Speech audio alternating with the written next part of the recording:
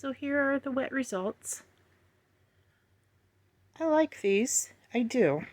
I think they're pretty cool. They're kind of similar to black and whites that I did before with the black and white background with a splash of color. And I kind of really loved those. And they sold pretty quickly, actually.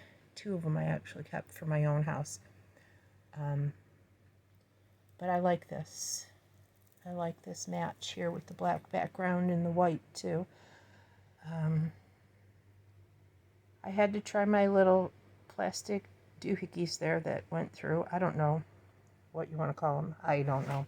Anyway, this is really pretty with the black background.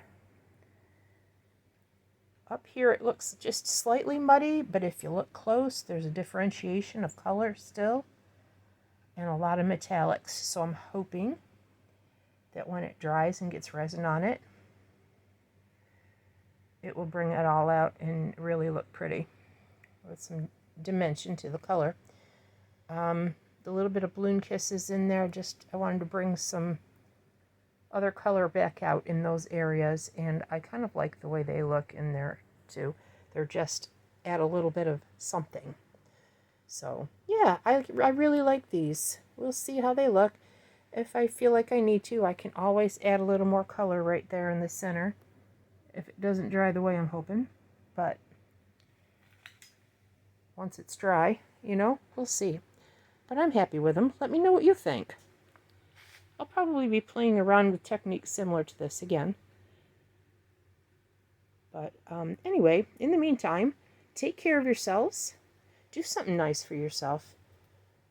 It's important. Gotta take care of yourselves, or else then we're no good for anybody else and our energy is all wonky, and yeah. Anyway, till next time, love you all. Please like and subscribe if you would, please, if you haven't already. And if you have subscribed, thank you. I love you guys. Take care. See you next time. Bye.